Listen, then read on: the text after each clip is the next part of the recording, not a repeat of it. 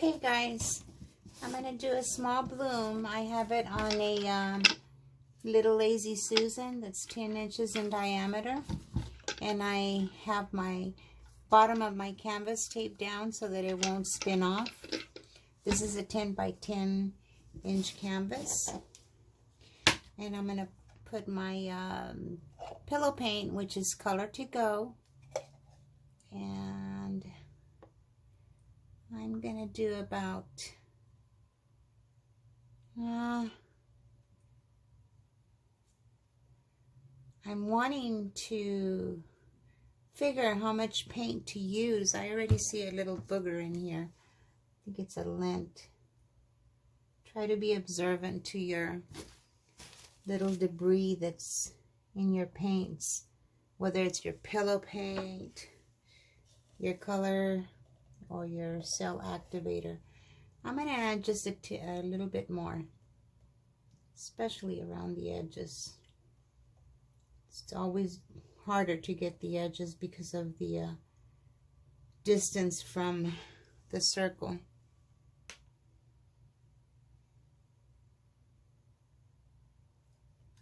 Okay, come on.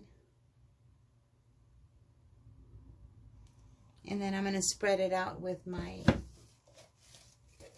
palette knife.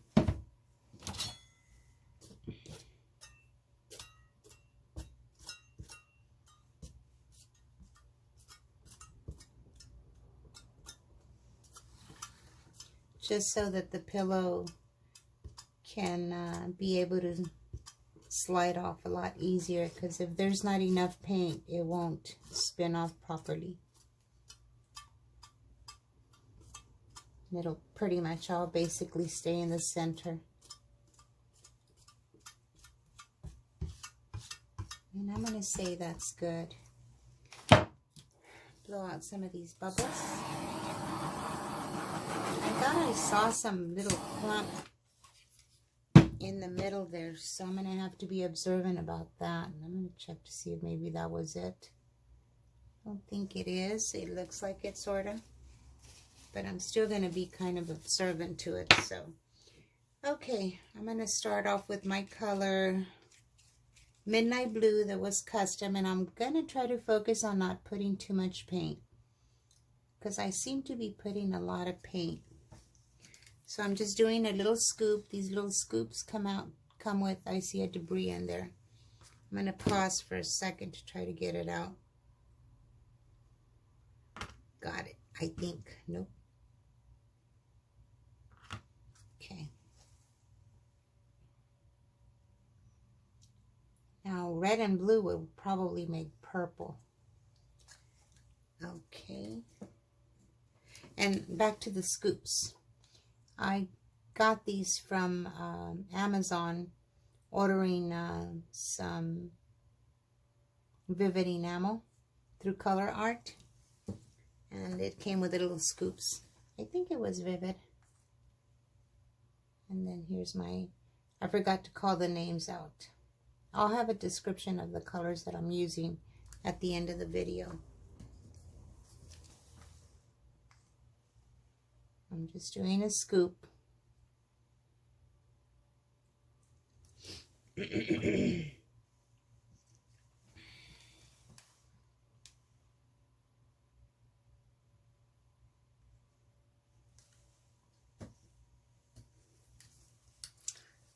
And it's a little off-centered.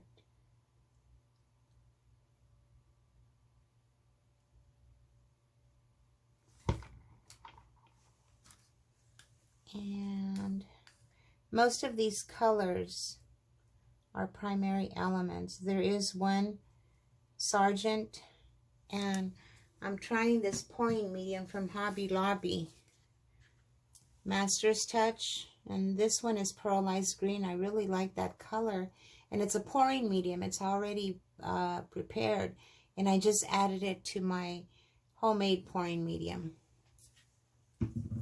which is this color right here. And then the Sargent is this color. Sargent, I think it's red. And this was my consistency, okay, on pretty much all of them. Okay, so I'm going to get my cell activator, and that is Australian Floetrol with Amsterdam Titanium White.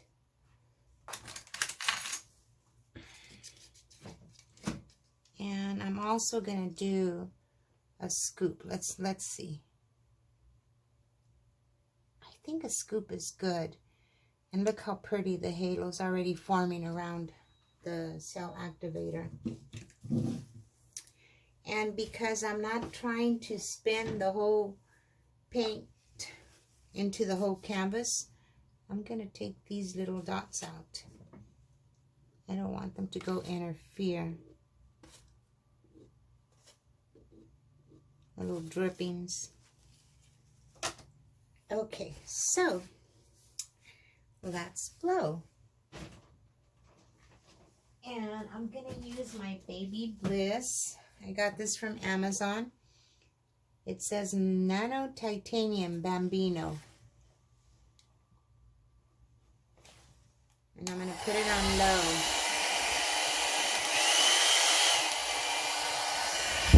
So I start from the top, go down.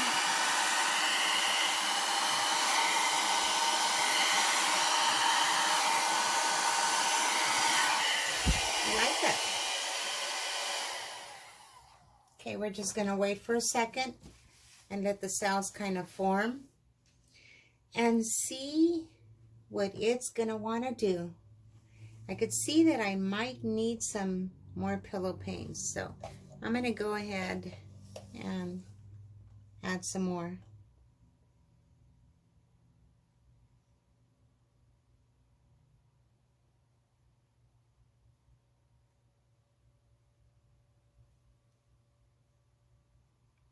So there's David, Left Brain, that has his channel, and he's into the analytics theory of how cells and liquid pore is created, and he's really awesome. He's very informative, and he talked about the ounces of paint that's required for the size of canvas that you're going to use. But I still seem to sometimes run into problems, so I'm going to sort of try to form a bloom. Let me see. I'm going to go in here and kind of push it out. I don't know if I'll mess it up, but I think the liquid pore world, it's like you're always learning. Find out the hard way sometimes.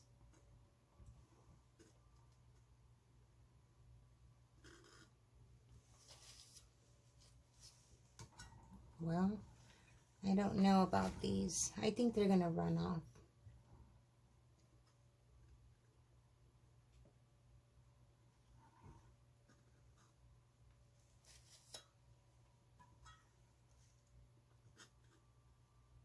This is kind of like something I'm just doing on my own, based on my experience.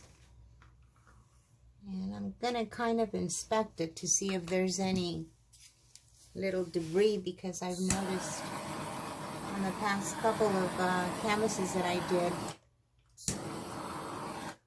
didn't inspect, and I had some little chunks in there. All right, so here goes the spin. I love the colors, and I don't know how I'm going to spin because I have no little holder on here. So right now I can touch the edges, but after I'm not going to be able to, so I'm going to have to figure something out for the next time. This is a 10 by 10 inch, okay, like I said at the beginning. But I do have a Lazy Susan that's a little larger, and that's where I normally put my my little setup for my 12 inch, and I think even my 10 inch. But I now I'm able to spin off or scrape off the paint on the edges, so that makes it really cool because I can use those scrapings for some other kind of art.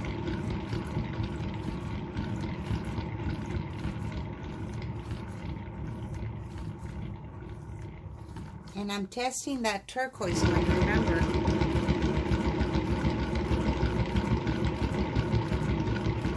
So that was a lot of paint. It's covering the whole canvas with just one scoop. So your paint does stretch a lot. Ooh, I like those cells forming right here.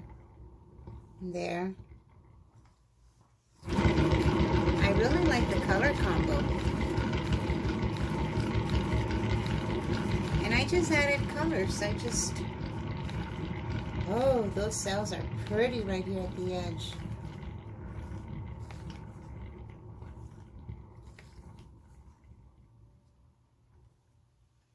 That is so, so pretty. God, I love it. Wow. And I was just experimenting with the colors.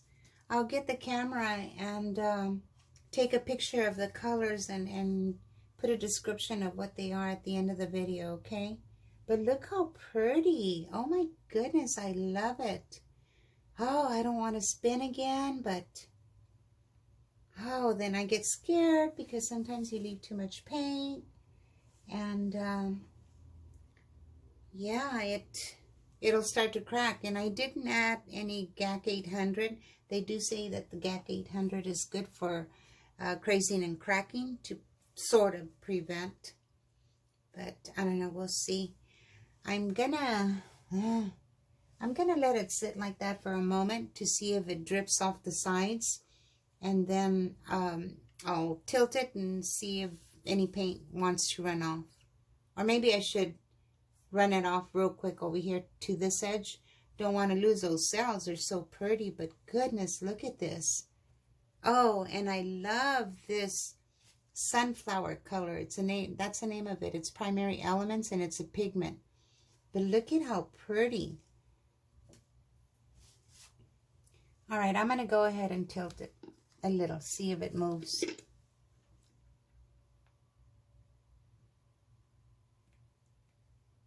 It's sort of moving in the middle, so that kind of scares me that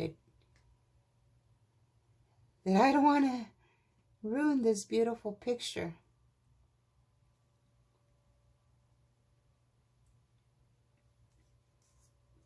Oh gosh, what do I do, guys?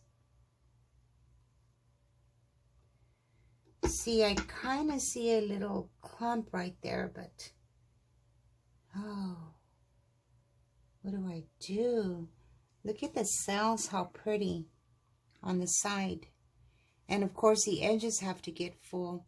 And I'm going to try to see if, sometimes I'll smear the paint down to the bottom to cover these little spots. But I'm going to leave those like that. For the most part, they're covering on most of the edges. See that one? It had a pretty good coverage. I might dip my finger in there. This one didn't get covered all the way. But look at these beautiful colors. Oh, guys, you guys have to just try different colors together. I always wanted to just kind of stick to a certain color palette. But this is red, dark blue, purple, pink, yellow. And it's just created some beautiful multicolored sounds. Look at this. Oh, I'm so excited.